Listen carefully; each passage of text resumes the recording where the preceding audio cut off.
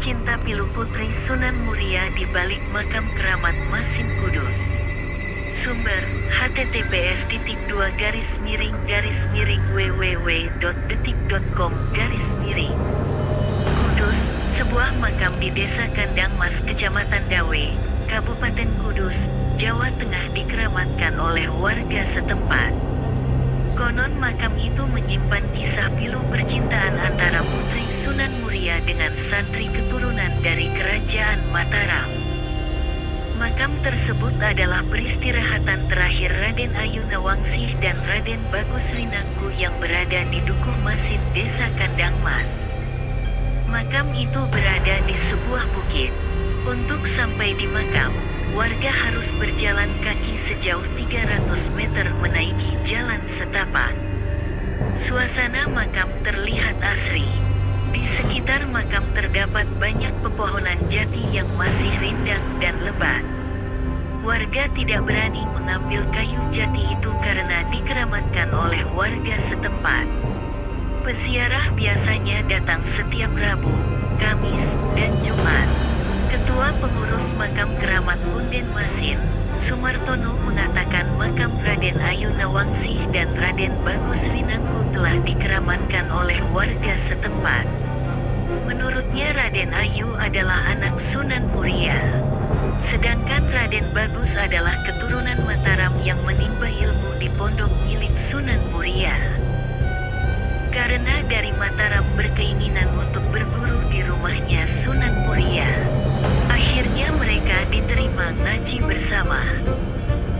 Tapi sebelumnya Raden Bagus ini sudah punya ilmu luar biasa, jelas Sumartono ditemui di lokasi, Kamis tanggal 7 Maret tahun 2024. Sumartono menceritakan ada sebuah kisah percintaan di balik makam itu. Konon kata dia Raden Ayu dengan Raden Bagus menjalin hubungan asmara. Namun karena caranya yang dinilai kurang baik, akhirnya berakhir dengan kematian. Dia mestinya direstui tapi caranya yang tidak sopan. Sebagai pemuda mereka bersama-sama di hutan. Mereka keduanya adalah berpacaran. Karena Den Ayu ini sudah diincar oleh orang lain termasuk murid dari Sunan Muria yang bernama Cibolek yang dari Bulu Manis Kajen Pati, ini hanya nama samaran, terang dia. Dia mengatakan di balik hubungan asmara keduanya ternyata ada santri dari Pati yang bernama Cibolek menaksir Raden Ayu. Sayang Raden Ayu tidak menyukai Cibolek karena jelek. Raden Ayu memilih Raden Bagus. Namun hubungan keduanya diam-diam diawasi oleh Cibolek hingga dilaporkan kepada Sunan Muria. Cibolek itu jelek, cebol, kecil, memiliki keinginan untuk mempersunting Raden Ayu. Dia Raden Bagus datang itu Raden Ayu tidak memperhatikan Cibolek tetapi yang diperhatikan adalah Raden Bagus. Akhirnya Raden Bagus diberikan pekerjaan oleh Sunan Muria untuk jaga padi di wilayah Muria Selatan atau sekarang Masin, terang dia. Raden Bagus ditugaskan oleh Sunan Muria untuk mengawasi padi di sawah. Raden Ayu kata dia sering mengirim makanan kepada Raden Bagus saat menjaga padi di sawah. Ternyata Cibolek, kata dia, diam-diam mengawasi keduanya yang sedang menjalin asmara di sawah.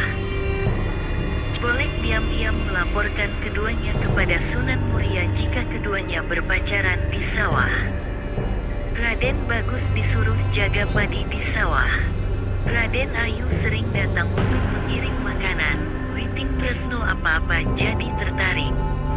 Akhirnya mereka itu dilaporkan Cibolek kepada Sunan Muria. Anak panjenengan Raden Ayu tidak sopan, di sawah dia pacaran dengan Raden Bagus, terang Sumartono. Akhirnya dibuktikan oleh Sunan Muria ketanyaannya, mereka masih pacaran. Akhirnya dilaporkan, di rumah lalu diberikan arahan oleh Sunan Muria. Namun mereka tetap menjalin hubungan, lanjut Sumartono yang sudah belasan tahun menjadi ketua pengurus makam keramat Masin itu. Sumartono menceritakan, Cibolek melihat melihat lagi mereka pacaran lagi. Cibolek lalu melaporkan kepada Sunan Muria bahwa padinya dirusak dimakan burung itu. Padinya dimakan habis. Akhirnya dilaporkan, tetapi saat Sunan Muria datang melihat padinya ternyata tidak ada yang rusak dan masih utuh. Singkat cerita, Sunan Muria murka melihat anaknya yang menjalin hubungan dengan Raden Bagus. Sunan Muria bahkan mengancam akan memanah putrinya sendiri. Nahas ancamannya itu justru menjadi kenyataan dan dia memanah ke putrinya. Raden Bagus yang melihatnya langsung menghadang. Panah itu lalu mengenai Raden Bagus hingga meninggal dunia. Singkat cerita, Raden Ayu didatangi oleh Sunan Muria. Karena anaknya sudah senang dengan Raden Bagus, saya tidak mau pulang kalau tidak bersama dengan Raden Bagus. Kalau tidak mau pulang saya jemparing anak panah karena berniat jemparing di sini ada setan.